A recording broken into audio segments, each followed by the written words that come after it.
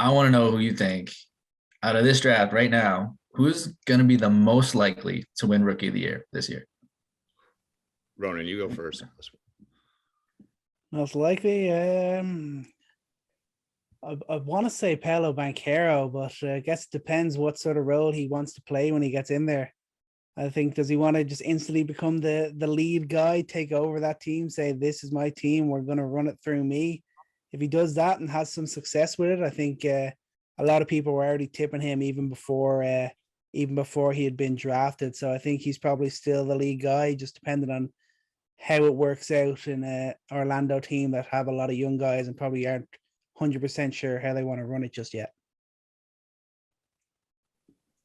I like that. What do you think, Mike? What do you think? A lot.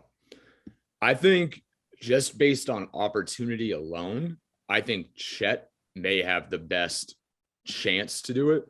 Really? He's going to play major minutes no matter what happens. I think the defensive ability is you can see that it's there. Yeah, the frame, everybody's got to be, you have to be concerned with, but when you look at, was it almost 4.5 blocks a game? And he was typically guarding some of the best players, and he was able to switch 1 through 5.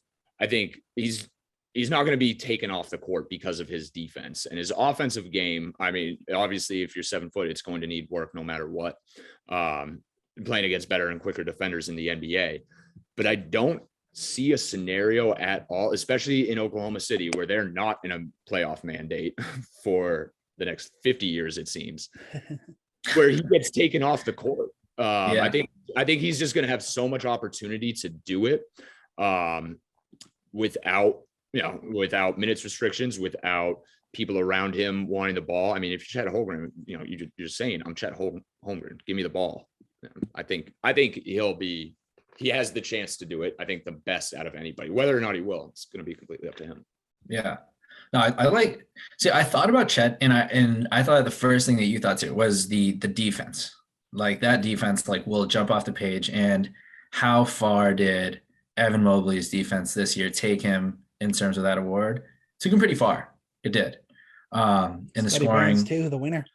Yeah, and I think Scotty though, Scotty's ability to score and play make. At times he's running point, and at his size, that was something that definitely won in points there. I wonder how much. When I thought about it, I wonder how much Chet's actually going to have the ball, especially when you have the guards they have there. You have Shea, when you have Giddey, those guys are going to be playing off of each other, mostly handling the ball. I think Chet's going to be a great release valve off the elbow. And I think he'll have a great season, but I have a dark horse here because I wanted to say Banchero, but I knew someone was going to say Banchero. So that's just the easy answer. If Banchero buys in, Ronan, absolutely. If I think he has the talent ceiling to just pop off and be a borderline, all-star kind of guy. I think he's that good. I think it's probable. Yeah, Banker. I think how good LaMelo Ball was in his first year, how good Anthony Edwards at the end of his rookie year. I think that's the kind of talent level you get with Banchero. But again, remains to be seen. But I think actually, when you're looking at dark horse, I want to say Mathurin. Do you talk opportunity? If they're trading off their team, if they're just going straight into a youth development, it's fascinating for me because he's one of those guys in the draft that was ranked a little bit lower. And as you watch his tape, you can't really figure out why. I really couldn't poke a ton of holes in his game. And especially for a guy who's as athletic, explosive, and such a good shooter, where does he fail? Mike, you tell me that. Where does this guy fail as a player? Because I know you liked him. I couldn't think of any particular reasons where his game doesn't translate to that level. No, it does. And it's a wings league now, right? And so, and you love the frame at 6'6". He's got those arms that are long as hell. I think I love his confidence. I don't know if you guys saw his quote the other day. That's all right. I got to comment on that. What did he say? LeBron's got to prove it to me that he's better than me. Yeah. They're just saying stuff now. Chet Holmgren says, "Oh, I'm going to be the best player in the league in 7 days."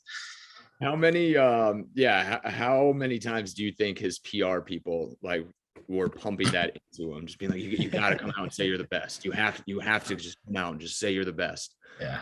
And then he just overshoots it by so much. By a lot. By a lot.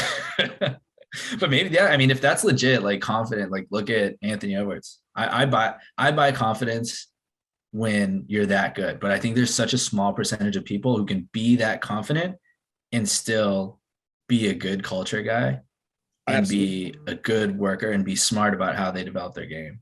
Yeah.